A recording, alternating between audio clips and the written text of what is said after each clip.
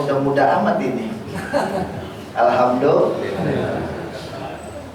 Alhamdulillahirabbil alamin syahrul ramadhan alladzi unzila fihil qur'an hudal linnas wa bayyinatin minal huda wal furqan. Asyhadu an la ilaha illallah wahdahu la syarikalah wa asyhadu anna Muhammadan abduhu wa rasuluhu la nabiyya ba'da. Allahumma sholli wa sallim ala sayyidina Muhammad wa ala ali sayyidina Muhammad. Faqala Allah Ta'ala fi kitabihil azim. A'udzu billahi minasyaitonir rajim. Bismillahirrahmanirrahim. Ya ayyuhalladzina amanu kutiba alaikumus shalam kama kutiba alal ladzina min qablikum la'allakum tattaqun. Waqala Nabi sallallahu alaihi wasallam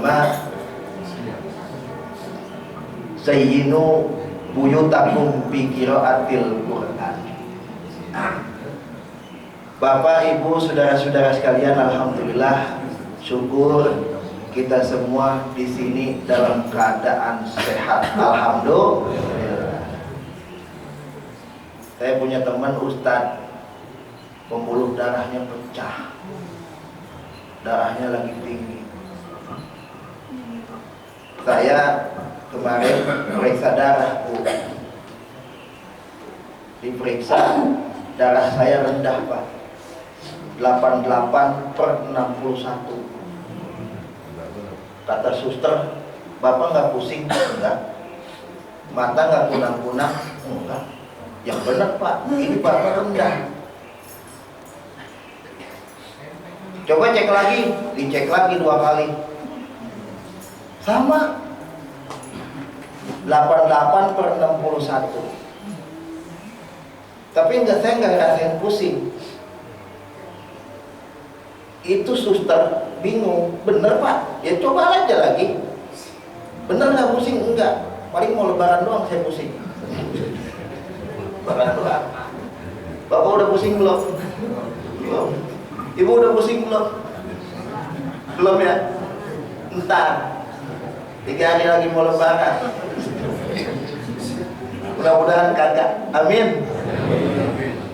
Jadi saran saya, Bapak, cek darah nih, cek makanan nggak jelas. Kolang-kaling dikasih apa tuh obat yang buat orang meninggal, apa namanya? Bonek, orang cincau itu dipakein obat kimia supaya jadi hitam. Ngeri, makan ngeri. Somai bukan ikan tengirik, ikan sapu-sapu. Sapu-sapu bos somai. Astagfirullahaladzim. Dia mana mikirin kita, yang penting dagangannya laku. Ya Allahu Akbar. Kita mau lagi ibadah, ada aja orang ngambil untung.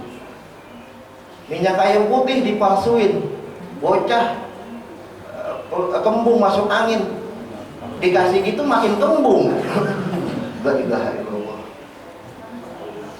Jadi kesehatan itu penting, makanya Nabi katakan sumu tasihu, puasalah Anda, niscaya Anda sehat. Karena puasa itu adalah diam. Jadi asal katanya soma ya sumusya, dia kalimat transitif. Kalau dalam kajian bahasa Arab isi masdar, artinya diam.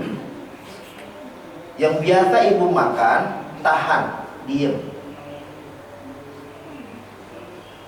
Diam dari kebiasaan. Biasa sarapan pagi jam 8. Kalau nggak sarapan mahkumat. Ngopi biasa jam 10 pagi. Kalau nggak ngopi pala pusing. Terus ngopi ketemu lagi setengah 3. Makan jam 4. Jam 4 nahan lapar, nanti makan lagi jam 9. Indomie 2. Itu kebiasaan kita. Di bulan puasa ini kebiasaan-kebiasaan itu dibatasi dan namanya puasa atau siang. Yang biasa ngomongin orang jam 10 pagi, diem.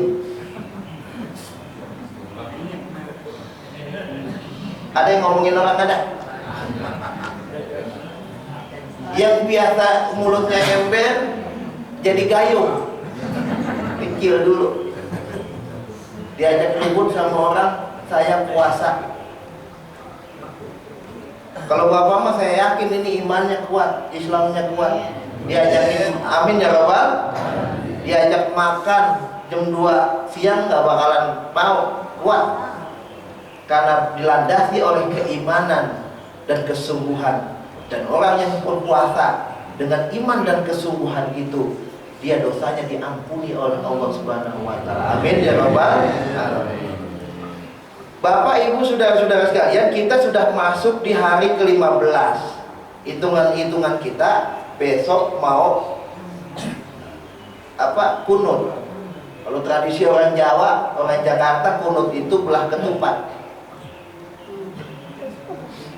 Kunut itu ungkapan syukur kita kepada Allah Subhanahu wa taala.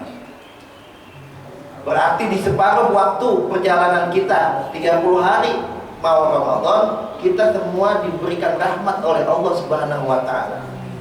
Apa bukti rahmatnya? Kita masih hidup. Tadi saya bisik sama Pak Kiai, Pak Ustadz. Ketemu lagi Pak Ustadz, iya, alhamdulillah umur ya, kita masih ketemu.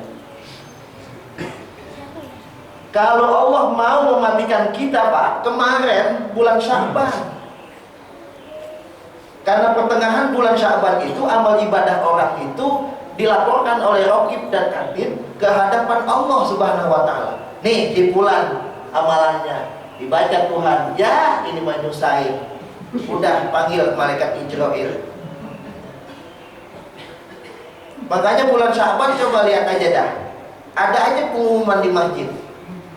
Innalillahi wa inna ilaihi raji'un.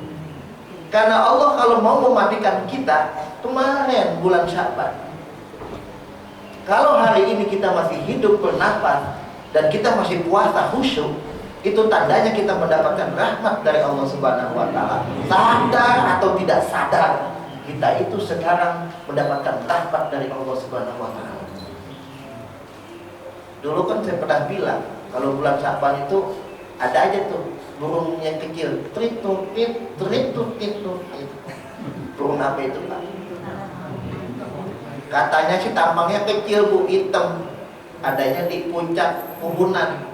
Gak bakalan ketemu. Suaranya melengking. Makanya kalau ada bunyi tit, tut, tit, tut, tit, tut, tit, saya pesan istri saya, Neng, jangan masak 3 hari. Nanti pulang bawa besek kita. Tahlil mulu. Udah, pokoknya kalau ada orang meninggal saya senang aja pokoknya dah. Pulang bawa makanan. Nah, hari ini saya ingin bicara tentang pertengahan bulan Ramadan, di mana ada peristiwa penting. Nih, jadi bulan Ramadan itu banyak sejarah mengatakan Al-Quran turun itu pada tanggal 17 Ramadan. Al-Quran. Coba Pak, minta tolong Pak, Dek, Al-Quran 1. Nah, ini Al-Quran ada 3 periode zaman Nabi. Pertama, Al-Quran ini mulai didokumentasikan atau ditulis-tulis oleh sahabat dalam pengawasan Nabi. Ditulis di atas batu, pelepah kurma, di kulit binatang. Ini Quran dalam pengawasan Nabi. Jadi yang hafal-hafal Al-Quran itu dikumpulkan oleh Nabi. Kamu ketemu saya, ya. Waktu itu tanggal sekian, ya. Saya mendapatkan wahyu dari Jibril. Kamu ingat? Ya. Ditulis. Periode yang kedua, zaman para sahabat. Mulai Abu Bakar, Umar, Utsman dan Ali. Mulai ditulis oleh Utsman, Rosem Utsmani. Yang kalau biasa kita lihat, kita baca, ini Rostem Usmani, tulisannya begini, lengkap, ada titik, ada kop, titik 2, jim, titiknya 1 di bawah, mulai ditulis-tulis oleh Utsman. Ini Quran. Zaman Utsman ditulis 2, satu yang asli, yang satu duplikat. Yang satu disimpan oleh Fatimah, anaknya Nabi. Yang satu lagi disimpan di museum waktu Khalifah Utsman. Dijaga ini, nggak boleh lepas. Karena pada masa itu, zaman Abu Bakar, zaman Umar, bahkan zaman Nabi, ini sudah banyak yang memasukkan ini nih. Udah banyak. Contoh, Al-Quran itu dari dulu ada penantangnya. Dari segi bahasa, dia sudah tidak ada yang bisa menandingi. Quran itu ada 6 aspek isinya. Ada akidah, ada tauhid, ada syariat, ada akhlak. Sosial, politik, budaya ada di sini, termasuk sejarah para nabi. Makanya Nabi bilang, pegang ini, taraktu fikum amrayni lan tadilu ba'dahuma kitabullah wa sunnati. Pegang ini erat-erat. Kalau Anda pegang ini erat-erat, Anda selamat dunia akhirat, enggak sesat. Ini dia. Ini ada 14 surah, 6.666 ayat. Ummul Quran surat Al-Fatihah, ditutup An-Nas. Tetapi dalam sejarah-sejarah, Al-Quran itu disempurnakan, ditutup dengan surat Al-Ma'idah ayat 3. Al-yawma akmaltu lakum dinakum wa atmamtu alaikumul islama dina. Setelah mendapatkan wahyu surat Al-Ma'idah ayat 3, Nabi sakit, diare, Nabi meninggal. Ini dia. Huwa kalamullah al-munazzalu ala Muhammad ibn Abdillah biwasitati ruhil amin wa alfazihi wa ma'anihil hiqqati al-muta'abbadu bitilawatihi. Kata ulama Abdul Wahab Khalaf, ini adalah wahyu Allah yang diturunkan kepada Nabi Muhammad melalui perantara Ruhul Amin, ruh yang jujur juga. Siapa itu? Jibril alaihissalam. Sudah malaikatnya jujur, yang nerimanya juga dapat gelar Al-Amin. Wa ma'anihil hiqqati al-muta'abbadu bitilawatihi. Isinya, maknanya ini benar adanya, dan siapa yang membaca ini tergolong ibadah kepada Allah Subhanahu wa taala. Insya Allah. Udah berapa juz? Juz jambu, juz nanas, apa itu? 11 juz. Alhamdulillah. Udah berapa surat? Surat cinta, surat putus, Al-Kahfi. Alhamdulillah. Satu huruf yang Bapak baca, 10 kebaikan yang diterima. Ini jangan main-main, Pak. 1828 ini pernah dibajak oleh Ahmad Mirza Ghulam Ahmad yang dikenal dengan Ahmadiyah. Pernah dibajak. Bagaimana bukti bajakannya? Ada ayat Al-Quran, Qul innama ana basyarum mislukum yuha ilayya. Qul innama ana. Anak di situ kalau terjemahan Quran kita itu Nabi Muhammad, tetapi dibajak menjadi Ahmad Mirza Ghulam.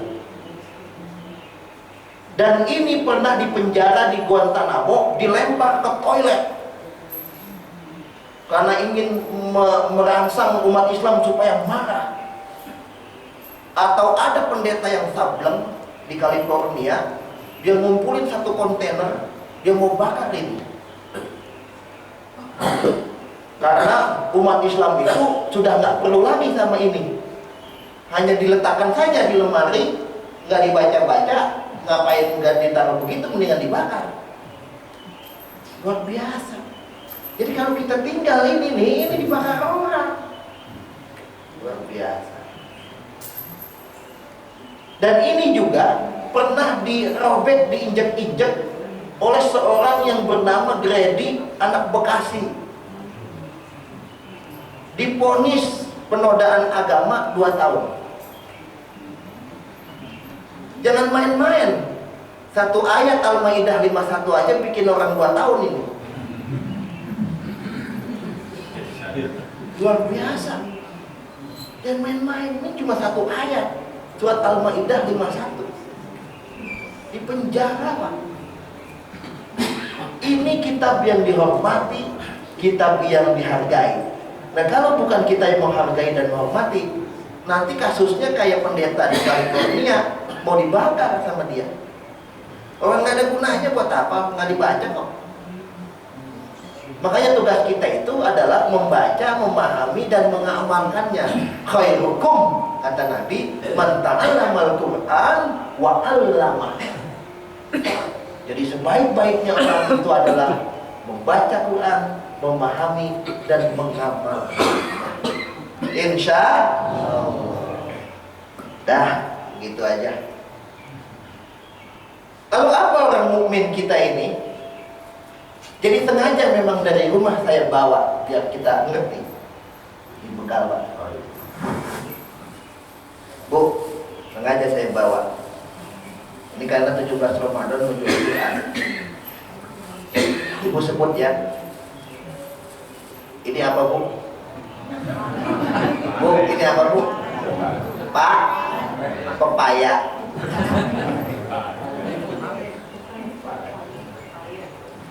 Saya ambil lagi. Nah, ini apa, Bu? Kurma. Ini Ustadz mau ngapain nih ceramah bobo begini? Kurma. Satu lagi. Ini apa? Lemon. Jadi 3 barang ini ada kurang satu yang saya harus bawa sebetulnya, tapi susah saya nyarinya.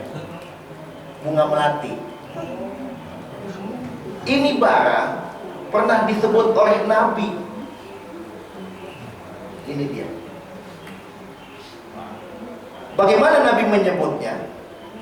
Masalul mu'minin alladzi yaqra'una al-Qur'an masalul utujah.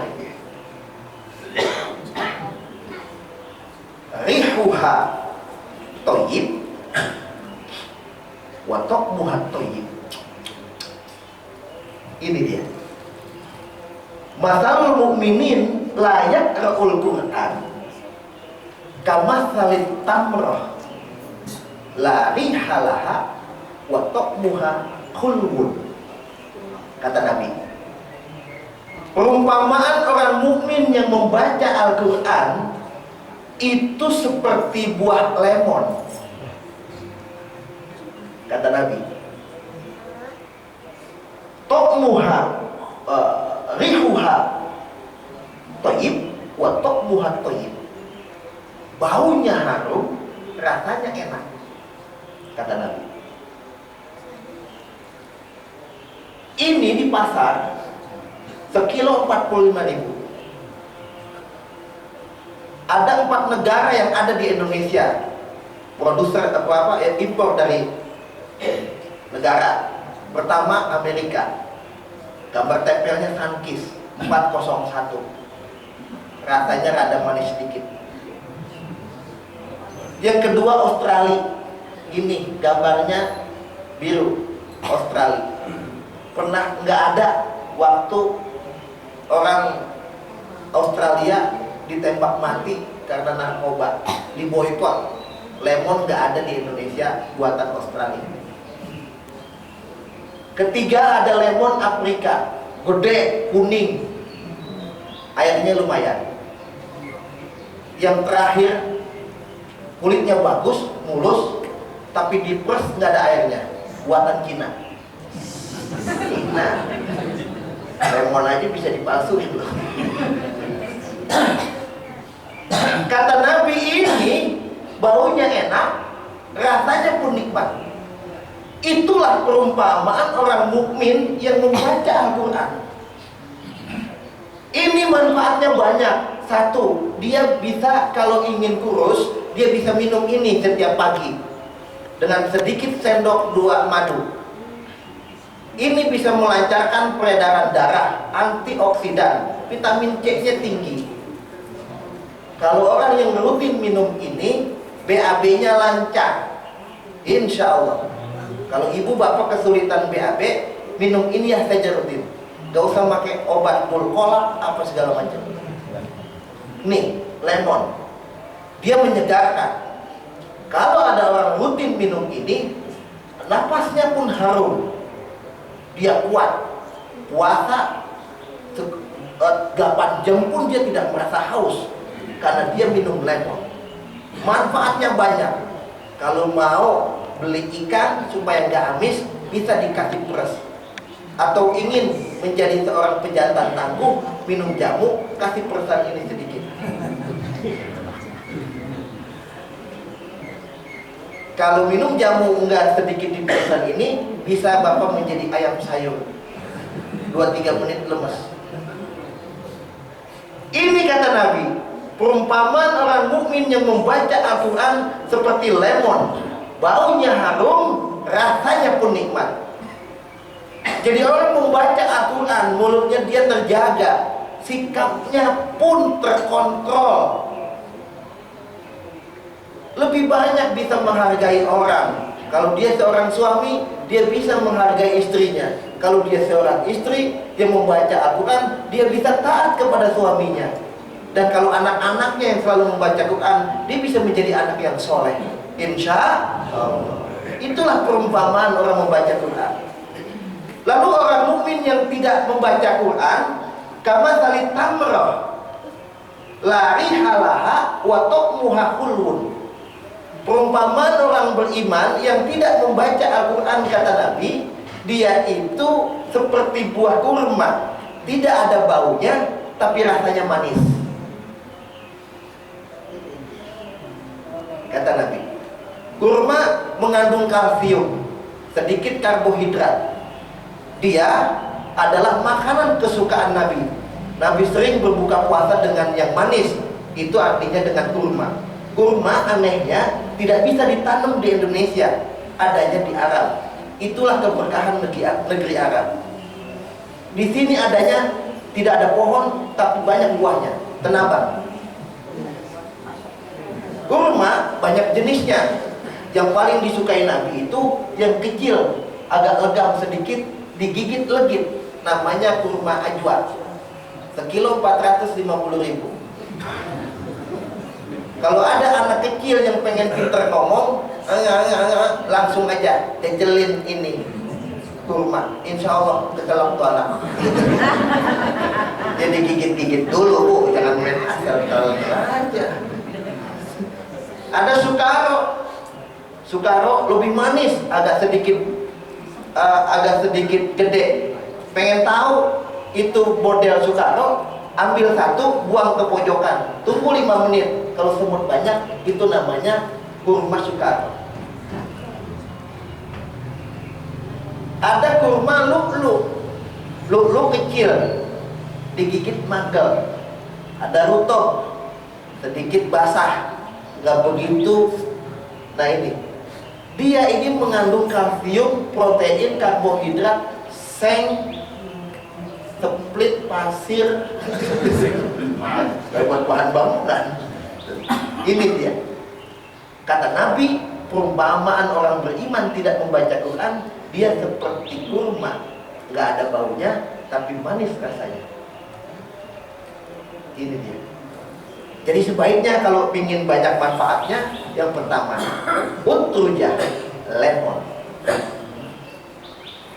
Yang ketiga kemudian kata Nabi, masalul munafik yaqra'ul Quran kama salib raihana tokmuha toyib rihuha toyib wa tokmuha murun. Perumpamaan orang munafik yang membaca Al-Quran, kata Nabi, dia seperti bunga melati, harum baunya, pahit rasanya. Bunga melati kan wangi. Nah, itu adalah perumpamaan, kata Nabi, orang munafik yang tidak membaca Al-Quran. Siapa itu munafik? Iya, enggak, dikasih A maunya B.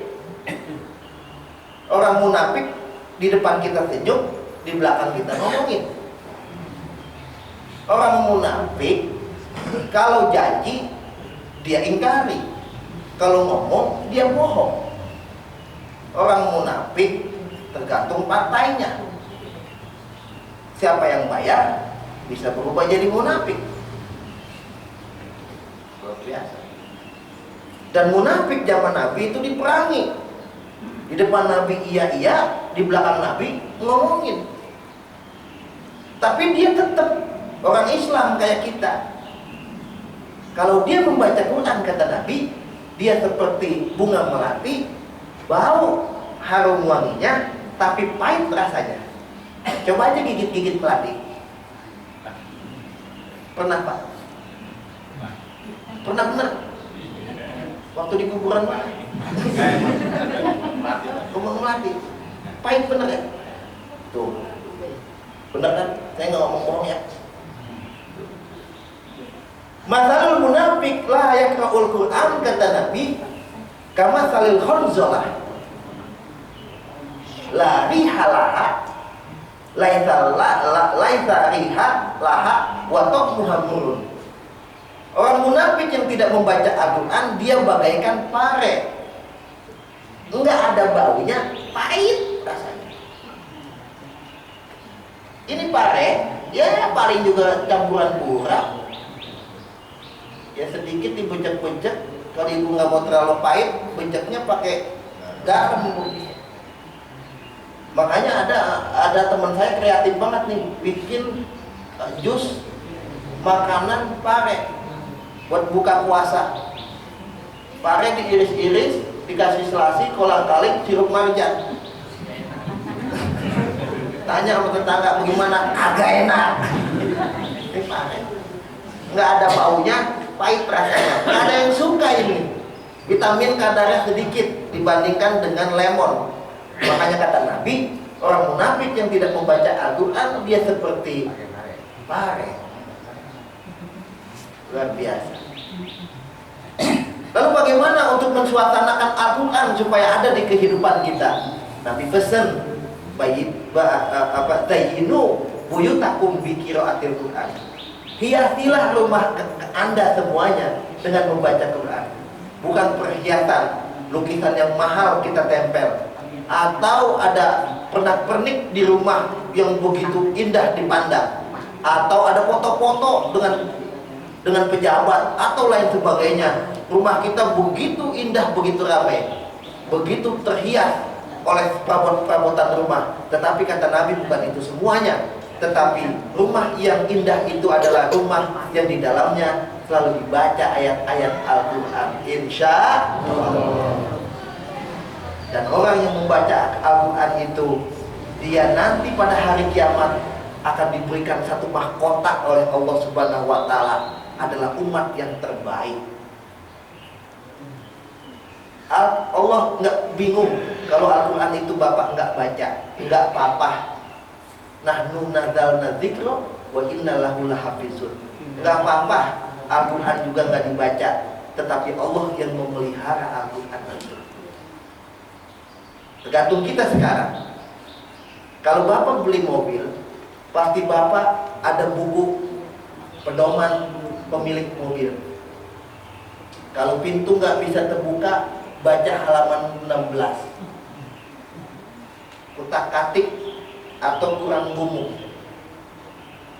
Kalau lampu nggak bisa nyala, bapak lihat di halaman 10, periksa akinya. Kalau aki nggak ada juga, bawa ke bengkel. Bengkel nggak ada juga, mobil jual. Nah, kita hidup berbangsa, bernegara, beragama, bertetangga, itu ada pedomannya. Bagaimana tetangga kita nyaman, Bagaimana orang lain enak, bagaimana omongan kita nggak ada yang tersinggung. Ini ada pedomannya. Apa itu? Taraktu fikum amroini lan tadillu ba'dahuma kitabullah wa sunnati. Pedoman hidup kita itu adalah Al-Quran. Dan Al-Quran yang selalu kita baca, kita pahami, dan kita amalkan. Luar biasa. Oleh karena itu, kita akan mendapatkan keberkahan di dalam Ramadan ini. Karena ayat-ayat Al-Quran yang dibaca itu akan dibalas oleh Allah 10 kebaikan. Alhamdulillah. Yang terakhir, ini biasanya kalau kultum sampai jam 7 Bapak mah enak dengerin lagu aus Pak. Mana beduk masih lama banget lagi. Ini hari Minggu. Yang terakhir, ini Ramadan tinggal 15 hari lagi. Ramadan itu kan tamu agung Pak. Ada 12 bulan penanggalan dalam 12 bulan dalam Islam. Zulhijjah, Dzulqa'dah, Rajab, Sya'ban, Rabiul Awal, Rabiul Tsani, Ramadan, dan lain sebagainya. Ini adalah tamu agung. Bulan ini adalah bulan yang disebut oleh Nabi adalah bulan yang penuh dengan keberkahan. Dan kata Umar, dia begitu istimewa karena apa? Karena 10 hari kemarin di bulan ini itu rahmat dari Allah. Apa tandanya rahmat? Kita sudah lewati 10 hari dalam keadaan sehat. Semua makanan ada. Dari makanan rakyat jelata sampai makanan raja itu keluar semua. Itu di awal-awal Ramadan Pak. 2 kontainer, 2 truk setiap malam itu dari Banyuwangi, semangka, belewah, melon. Orang sudah mulai nanam timun suri sebelum bulan puasa. Bulan Sya'ban ada sedikit hujan, ada yang gagal orang nanam timun suri. Karena nanam timun suri itu dibilang gampang, dibilang mudah, dibilang juga susah. Dia kalau nanam timun suri itu kan nyiramnya dari pangkal akarnya. Sama dengan pohon melon dan pohon semangka. Semua makanan keluar pada 10 hari itu. Nah, sekarang adalah fase maghfirah, di mana orang semuanya lagi dibersihkan, diangkat dosanya oleh Allah Subhanahu wa taala. Dan 10 hari sebelum bulan Ramadan itu idku minan nar di dalam hadis. Kita semua terbebas dari api neraka. Dan kalau sudah masuk bulan Syawal kata Nabi, semuanya seperti bayi yang baru dilahirkan. Alhamdulillah. Bayi dicium pipinya sedap. Bedak pipa. Ubun-ubunnya minyak kayu putih. Tapi kalau udah tua begini, kira-kira bagaimana? Bu?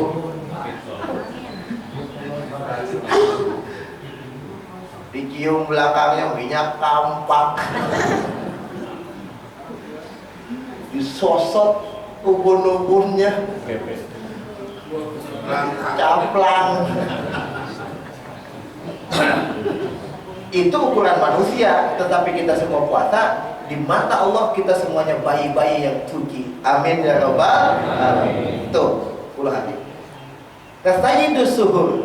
Kenapa dia istimewa ini bulan Ramadan? Karena ada Lailatul Qadar, ada berkah, ada rahmat, doa yang kita panjatkan diterima, rupiah yang kita sedekahkan dibalas oleh Allah, luar biasa. Kita minta kesehatan, Allah akan beri Bapak semua kesehatan pada hari ini.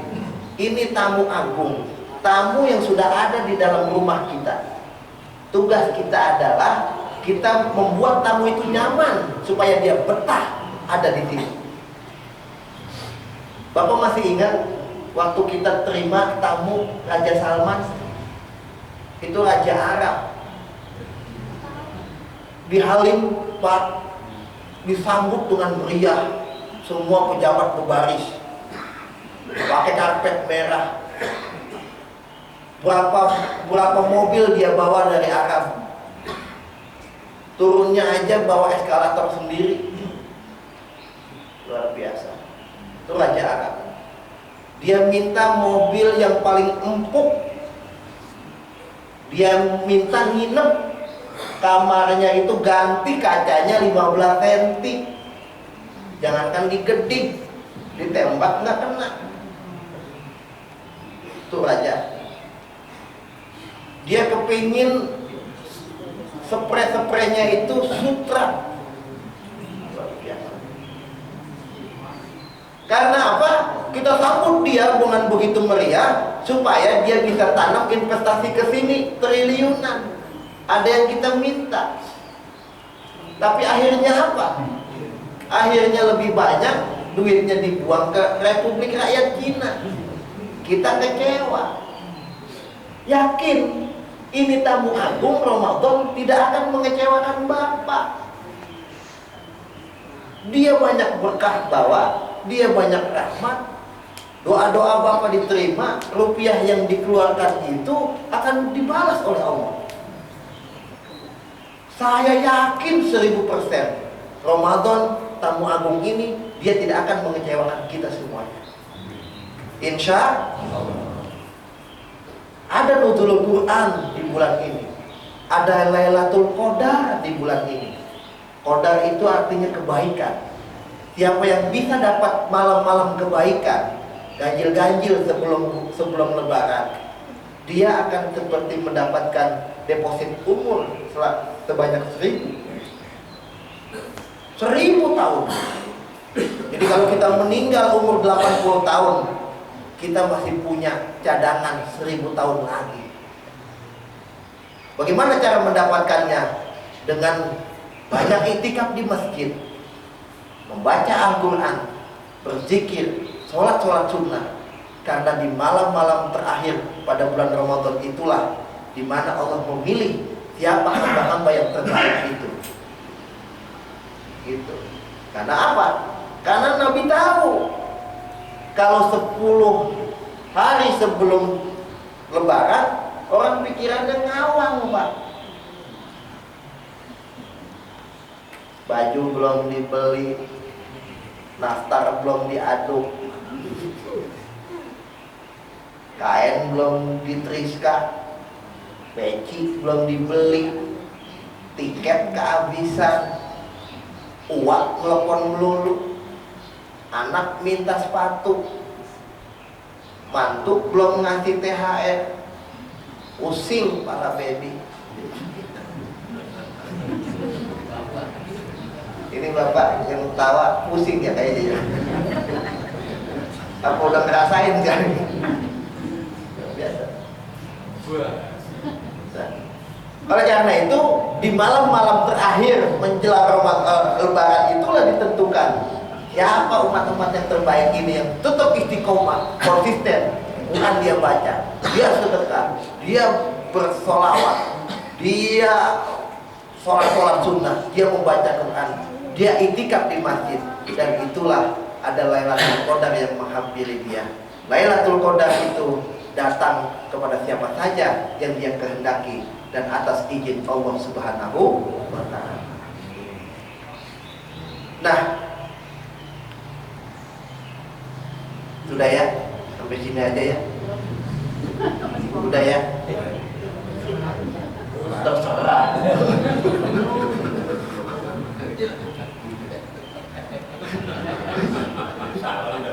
Hah? Katanya udah.